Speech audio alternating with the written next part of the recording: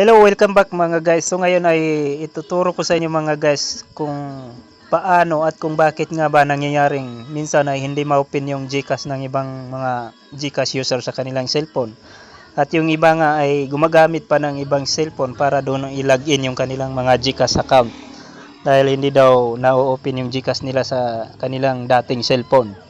So ganito lang yan mga idol kung bakit nangyayari yun. So unang-una mga guys, i-try natin i-open yung aking GCash kung open ba. Ayan. So kung makikita niyo mga guys is na-open yung ating GCash. So hindi ko na lang ilalagay yung pin niya mga idol, baka makuha sa screen record. So tuloy na tayo sa tutorial mga idol.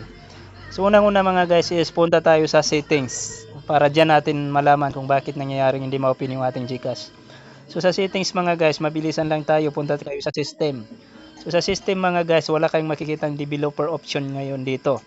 So yun yung kailangan natin i-enable or i-turn on para makita natin doon yung developer option na yun na nagiging dahilan kung bakit hindi natin na-open yung GCash account natin or GCash application natin. So sa inyong mga cellphone mga guys, punta lang kayo sa about po ng inyong mga cellphone. Then punta kayo sa version. So version baseband and kernel. Then may makikita kayong developer or mali pala, build number pala. So sa build number mga guys is tap nyo lang ng 7 times itong build number. 1, 2, 3, 4, 5. Ayan, you are now step from being. So kailangan lang natin i-tap ng 7 times. So hindi natin na-tap ng 7 times. 7 times natin i-tap. 1, 2, 3, 4. Ayan. So naging 7 times na 'yon. So kailangan lang natin ilagay yung ating pattern. Ayan. Tingnan nyo. You're now a developer. Punta tayo sa system. Ayan. So kung makikita niyo mga guys, mayroon na tayong developer option dito. Ayan. So naka-turn on na yung ating developer option. So balik tayo sa GCash para open natin yung GCash natin.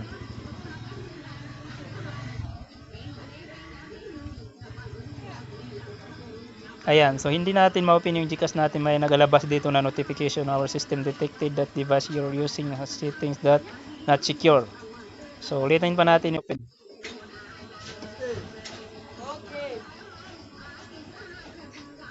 Ayan, so hindi natin ma-open yung GCash natin mga guys kasi automatic naga-close yung ating GCash.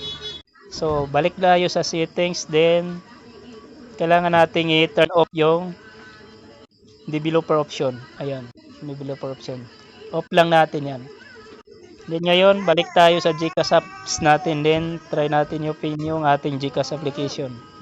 Ayan, so wala nang naglalabas dito na notification mga idol. At hindi na nag-auto close yung ating GCash application. So ganoon lang kadali mga idol. Sana ay may natutunan kayo sa ating tutorial ngayon. At kung hindi pa kayo nakasubscribe, subscribe na kayo sa ating YouTube account para ma-update kayo sa mga bago pang tutorial natin. Maraming salamat.